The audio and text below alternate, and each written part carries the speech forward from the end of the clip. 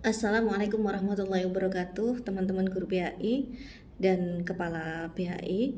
Ada beberapa teman yang curhat ya terkait dengan bagaimana upaya mendorong prestasi pada anak didik kita. Nah, sebagian besar anak didik kita masih merasa belum berprestasi, bahkan guru juga beranggapan yang sama bahwa belum bisa mendorong anak didiknya menuju prestasi. Nah, ini saya punya beberapa trik ya untuk bisa mendorong anak berprestasi, karena sebenarnya sesungguhnya menurut saya nih ya teman-teman, bahwa prestasi seorang guru adalah ketika guru bisa mendorong siswa-siswinya untuk berprestasi.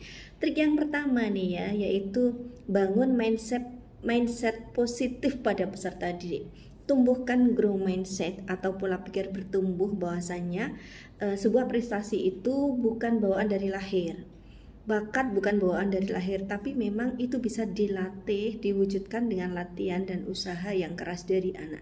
Itu kita tumbuhkan pada mereka. Jadi bangun mindset bahwa masing-masing anak itu punya potensi, punya keistimewaan, dan dia itu dengan usahanya dia pasti akan bisa berhasil.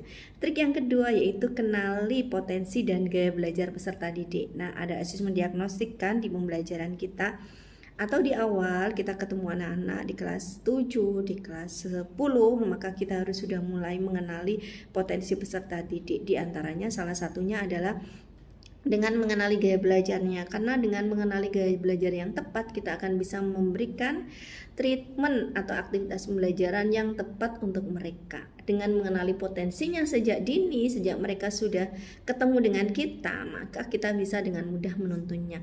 Yang ketiga nih, ciptakan suasana belajar yang menyenangkan ya, karena dalam suasana yang tertekan anak itu akan sulit berkembang. Anak akan lebih cepat berkembang apabila dia merasa suasananya nyaman, dia percaya diri, sehingga dia bisa mengeksplor seluruh kemampuannya.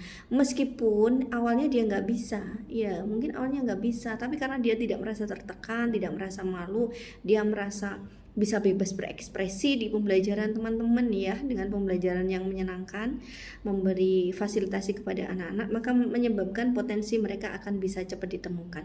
Yang kelima nih, yang keempat ya, berikan tantangan dan target pada peserta kita.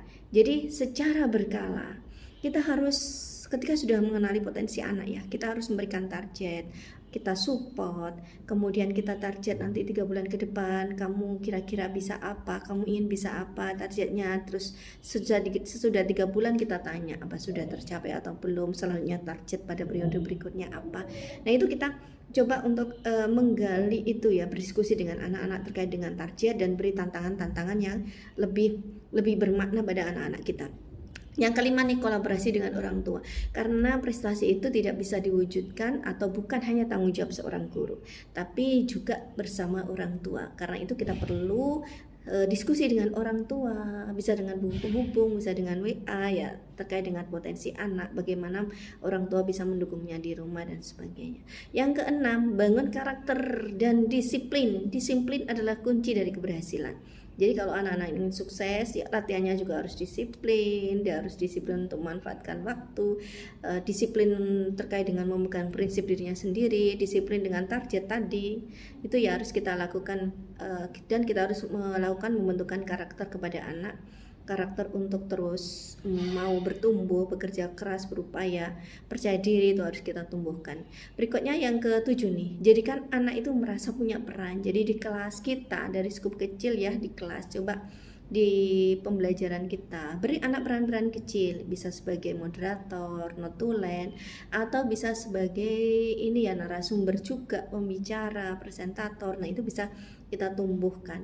Peran-peran itu kalau bisa kita selalu tumbuhkan dalam pembelajaran kita selalu beri peran, sehingga mereka akan punya jam terbang yang tinggi, punya kepercayaan diri yang lebih tinggi ketika mereka sudah punya peran ya, dia tidak merasa insecure. Nah itu perlu kita terus kita latih dan kita fasilitasi mereka. Dan yang ke-8 adalah berikan apresiasi yang kreatif. Jangan hanya good job dan sebagainya, tapi beri beri apresiasi yang konstruktif juga, misalkan wah sudah keren, sudah bagus, tapi coba kamu benahi pada bagian ini. Nah itu akan menumbuhkan rasa bangga anak-anak, tapi dia juga akan berupaya untuk memperbaiki dan selalu mengembangkan diri. Dengan demikian growth mindset akan tumbuh pada mereka. Silakan dicoba. Terima kasih. Assalamualaikum warahmatullahi wabarakatuh.